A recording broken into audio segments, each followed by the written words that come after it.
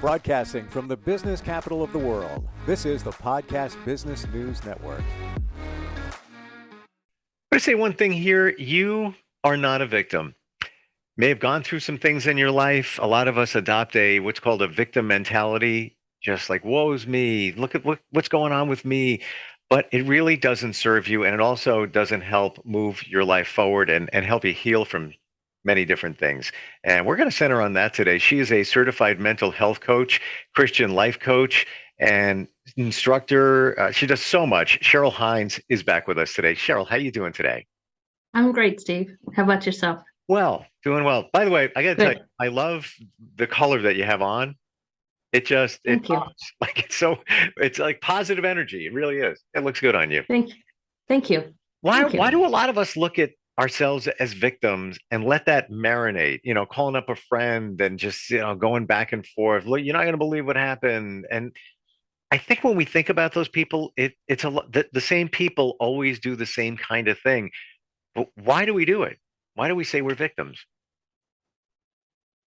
Honestly, many times I don't think we realize that we're portraying as a victim. We've had trauma, we've had things happen in our lives, and we focus on the trauma. We sit in the trauma. And so out of that trauma is how we respond. So it's that victim mentality. I can't believe they did this to me again. It's all, they said this to me again. They hurt me again. And it might be Joe Blow down the street, and it might be Mary down the road. It might be different people, but it's the same thought process. And we think and we sit on, it's their fault. If they wouldn't treat me, if they wouldn't respond that way, if they wouldn't do that, then I wouldn't respond this way. So it's, I don't know that we even realize we have that victim mentality, but so many times we do. I can tell you story after story of different people that have been in that place, and I've called them out on them. Believe it or not, I have. Well, sometimes somebody needs a wake-up call and don't realize it. But then we also have the enablers. So you could call up a friend, something happened, you call up a friend, and you're just, you're just rolling. I can't believe this is what's going on. This again, this person did this again. And a lot of times they'll feed into it and they just keep it moving forward. And it's almost as if when you talk to the same people again, call it 2 weeks later, 2 days later, whatever, it's the same position. you're spilling as a victim and they're kind of feeding into it. I guess everybody loves gossip. Loves to deal with that drama, but it doesn't serve either one of you. No, I think what's hard, Steve, is understanding and recognizing the victim mentality and then knowing how to get out of that victim mentality. It goes back to what we think. It goes back to what we focus on. I could say that I was a victim of verbal, emotional, mental, psychological abuse. I was a victim to that. And so because of that, the way I responded to my children's father and many other people was in that victim mentality. Look at me. Why am I not good enough? Why don't they like me? I use this example to somebody today. Years ago, back in the early 90s, I lived in Huntsville, Alabama, and I worked with the youth group at our church. Well, there was other couples that were part of the youth group, leaders as well. They lived closer to the church. We lived further away. The youth attended to hang out at their house a lot more than they did at our house. Well, what's wrong with me? I can't believe that these kids would rather go to that couple than they would come to our house. I was playing the victim role because of the insecurities of my own life. Okay. And so because of that, I thought that they didn't like me. I thought that they preferred the other couple over me. Now, was that true? I don't know. I mean, that was in the 90s. I don't even know where those kids are now. But the truth was, I was living in that victim mentality because I didn't know who I was. My identity, my security of who I am as a Christian is that who God says I am is that I'm fearfully and wonderfully made. That's my identity. He is my bedrock. He is my foundation of everything that I am. So I no longer live in that mentality. Even though I was a Christian back in the 90s, I lived in that victim mentality because I didn't know who I was. And I didn't understand that these kids might prefer to go over there, and it's okay. So why do we live in that victim mentality? I think so much of it comes from the pain of their own trauma. They've not processed the pain of their trauma. They've not walked through the pain to get victory on the other side. And they sit in the trauma because that is their identity. It's like an addict, okay? An addict will know that they want to get free, but yet they're secure in what they know. They're secure in that high every single day. And so even though they want freedom from that high, they go back to that high because that is what they know. Now, a lot of times they started using because of the abuse or the trauma of their past. Now they're stuck in this cycle of using because of the fear of what it's going to do when they get out of the addiction, because of the unknown of what's on the other side, because then they know they have to face the trauma and they have to face the shame and they have to face the guilt. And I think it's the same way with a victim. They're comfortable being where they are, even though they don't like it. That's what they know. And so they don't want to walk outside of that box of victim mentality because they're afraid. They're afraid of, well, how will that work? Or there's another gal that I work with who says, so I just have to pretend that nothing ever happened. No, that's not what I'm saying. It happened. Trauma happened. The abuse happened. You were a victim of whatever it is. But it does processing through, allowing God to come in and bring healing to those broken places, walking out of the fear, walking out of the guilt and out of the shame, gives them freedom, and then it opens doors so that they no longer have to be that victim. Make sense? Yeah. And I never thought of it that way. When somebody centers on being a victim, that there's probably something deeper going on there.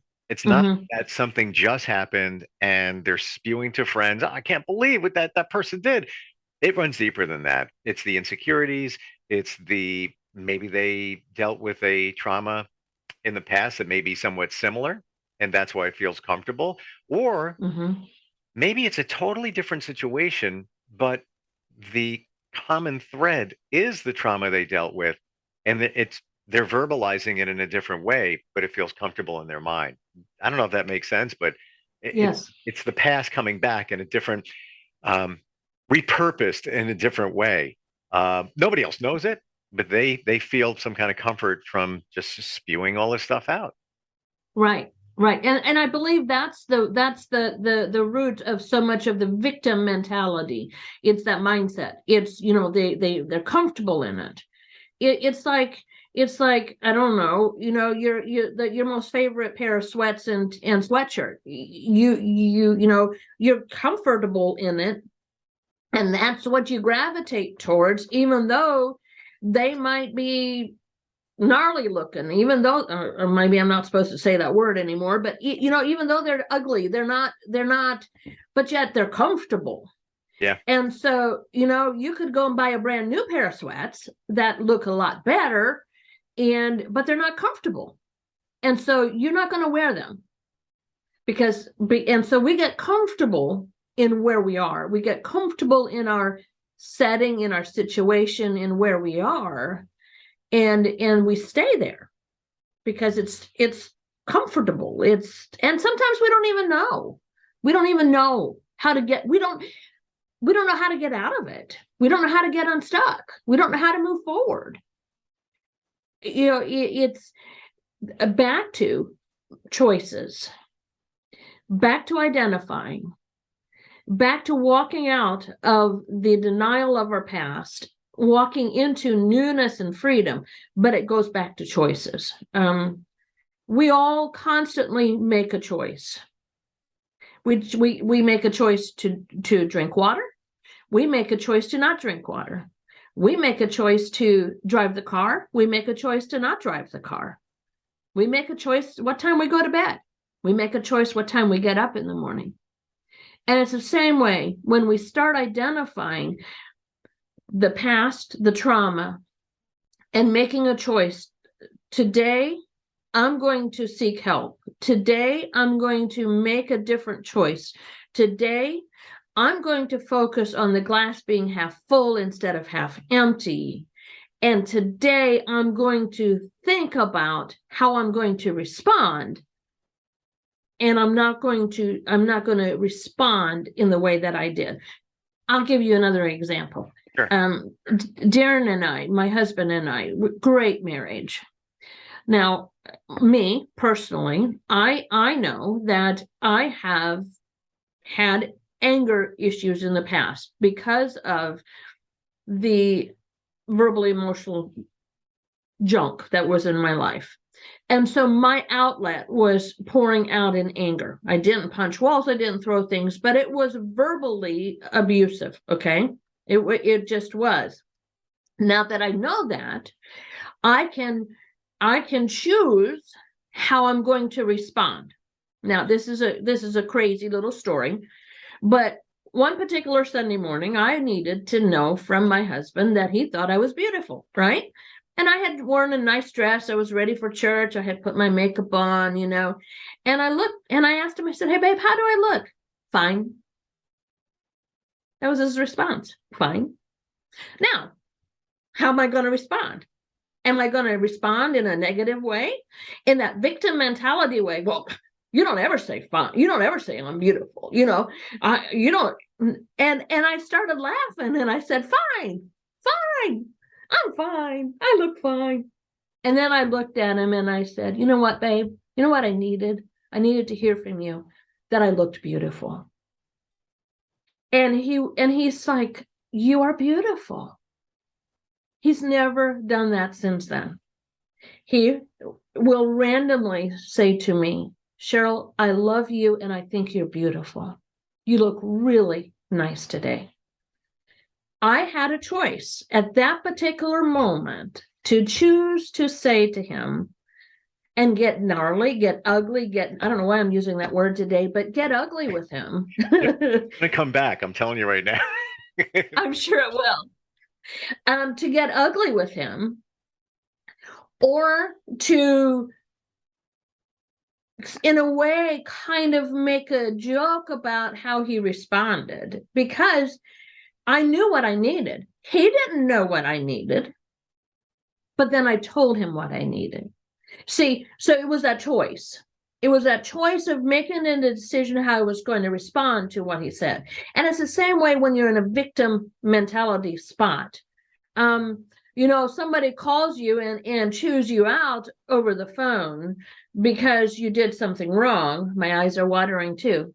You did something wrong. Well, you can go into victim mode and say, "Well, why are you doing this to me? Why are you responding this to me? For everything that I've ever done for you, and you're going to call me up and you're going to chew me out?" Or, okay, what I'm hearing you say to me that you wish I would have said this a little bit differently. And I will consciously make a choice and choose to think about how I respond in the future. Victim mentality, or choosing how I'm going to respond. And it's the same way with everything in life. That victim mentality of, "They cut me off. Man, that really ticks me off. And I can't believe that they did that to me." Or, as you said one time, Steve, I wonder what's going on in their lives. Maybe they didn't see me. Maybe they didn't see that I was right there. Or maybe they really needed to get over there and they thought they had space. We don't know the story. We don't know the backstory. And same thing with your husband. And that's like I'm backing up guys here. But in his mind, the word fine may mean that you're all it. And if you Yeah. put the word fine and said, you look fine, it could mean something different. You know, Mm-hmm. maybe the intent that you wanted to hear, but I don't believe guys are saying anything negative by saying fine. I get I get the perception from a woman, but he means, yeah, you look great.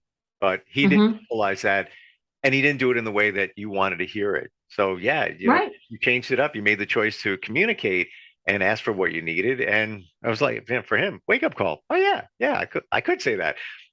People don't realize that, till they know. Right. Right. And it's choosing whether you're going to be a victim or you're going to be a victorious. I chose to be victorious over that situation. I chose to let him know what I needed from him and say to him, not in a nasty way, but in a fun, loving way, this is what I need from you. Victim, victorious. Which pathway do I want to live in? I'll tell you, I want to live in the victorious pathway, not in the victim pathway, because that victim pathway does nothing but bring you down all the time. Yeah. You don't have any joy, peace. You're always in, I shouldn't say always. I don't like the word always and never. But most times you live in this depressive place of thinking negative thoughts and the poor me, and instead of this place of, oh wow, I would rather choose to live in this place of joy and peace, even if I have to tell Darren what I need from him. Why not tell him? He's a man, he doesn't get it most of the Get it. time. He didn't understand, that's He what didn't. you needed. You know, Right. I don't think there was any negativity, and I've gotten the fine discussion myself, so I'm right there with you. I understand, and going back to what you said, Cheryl, about making choices when you're a victim and you're on the phone. Example, you're on the phone with a friend and you're explaining maybe about another friend. Can you believe what they did? Like, "Ugh, again, blah blah blah blah blah." You're choosing, again, making a choice to allow that person to control you and your emotions and make you feel like a victim. Maybe they don't even care. You Mm-hmm. allowed the situation to happen. Mm-hmm. And maybe it was a horrible situation. I'm not taking anything away, but you have a choice whether you want to allow that to take place and control you or not. And sometimes we need to vent, but then vent and move on, instead of, Right. because I can even think of some friends that my conversations with them are all about somebody else. Oh, can you believe this person did this? And then you think back that whole conversation, where was the positive in that conversation? Mm-hmm. And even if you Mm-hmm. change direction and got off the victim platform for the moment and segged into something else during that phone call, it's usually tainted already because you started out Mm-hmm. negative about the can you believe what they did situation. So yeah, you're right. Mm-hmm. We have the choice. We have the choice of how we want it to go. We do. And then, so for me as a coach, especially as a coach, when I coach somebody, and they're talking about life situations, whether it's with a marriage or whether it's with a friend, turning it around and in having them look at themselves, turning it around and saying, well, what about this has bothered you? So, when somebody comes in as a victim, my question oftentimes is, what about that bothers you? What about that has caused you to have a sleepless night? Can you control what that other person does? Can you can you do anything about how that other person responded? And 9 times out of 10, their response is no. And then I asked, so who can you control? Well, me. Yes. And then how do you control how do you control that? What do you do when somebody does this? What do you do when somebody comes against you in this way? If it's abuse, well, then that's a totally different situation than somebody cutting them off in traffic. Right. It's two totally different situations. So if somebody cuts you off in traffic and that really just totally flips their lid and they just get so angry, could you control what that person did? No. Who do you control? Me. So what about that person cutting you off made you so angry? Well, it reminded me of, okay. So let's talk about what it reminded you of. Let's talk about why you are responding to that person cutting you off back here with what happened with your dad. And it could with what happened with your mom. Hypothetical here, it could be you didn't feel respected by a relationship in your past, and now this person cut you off and they're not respecting you, and the traffic laws and all of that, and right away. Right. So it's sometimes it's that trigger.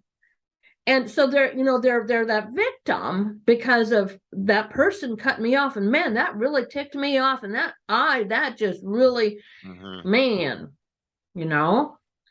And so let's bring them back. I bring them back to where you are, where they are. What caused that response?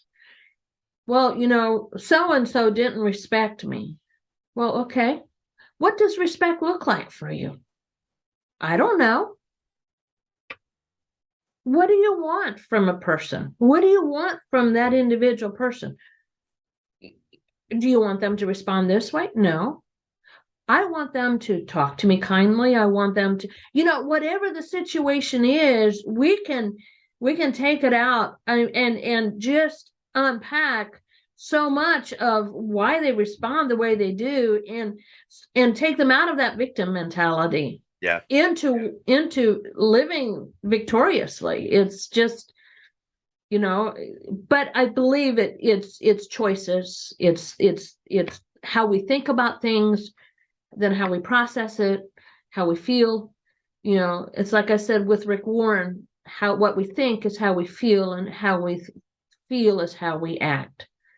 So that victim mentality, I'm thinking that way. I'm thinking that way, so that's how I'm going to act in the end. Well, you really made a lot of this come very clear, Cheryl, in that many times people who adopt a victim mentality are reacting to something in their past. I never connected the dots on that, but yeah, I mean, it makes perfect sense. You're back to a comfortable spot, what you feel familiar with. I remember being in a relationship with somebody many years ago, and they had some abuse from their father. And they would always want to start something. And I'm low key chill, let it all roll off. And they would try and press my button because it felt comfortable, because that's what they remember from their childhood. And I'm illustrating that as an example, with the victim mentality. Somebody may be feeling that way or verbalizing situations because it reminds them of something, like you said, in the past, and it feels comfortable, acting like a victim. Yeah. They go back to what they've known. Okay. Yeah. I mean, if we don't know different, and if we're not shown different, we're always going to go back to what we know. Right. If it's like if you had asparagus when you were 4, and you made a decision at the age of 4 that you didn't like asparagus, and now you're 40 and you still have made that decision that you don't like asparagus, but you've never tasted asparagus from the age of 4 to the age of 40. Okay. I mean, that's a crazy analogy, but it's No, what you know. it's okay. What do I know? I don't eat seafood, very little. Why? In my 20s, scallops, they were bad, bad situation. I could tell you where it Mm, was. I do not eat, I mean, maybe calamari every once in a while fried. That's it. And I just don't, but it's because of that situation. And I just don't want to go back to that. It's just, probably should need some therapy for seafood, but it's not the worst thing in the world. We're just about out of time. Good talk today, and definitely connecting the dots with a lot. If somebody wants to work with you, Insight Life Coaching, how do they find you? How do they do that? Well, they can find me on my website, which is insightlifecoaching.coachsolutions.cc, insightlifecoaching.coachsolutions.cc, or they can call me at 574-501 3361. So Gotcha. that's 574-501-3361. And even the time of the year where a lot of us are going through a lot of stuff with the holidays coming on, and perfect time, even with a new year, to make some changes. She's a certified mental health coach, Christian life coach. She's got a lot of insight, without a doubt. Cheryl, thank you so much for being here. And I don't know if we're together next week. Actually, no, we might be, but even before that, happy holidays to you and your family. Merry Christmas. Thank you. You too, Steve. Thank you. We'll We'll be see right you. back.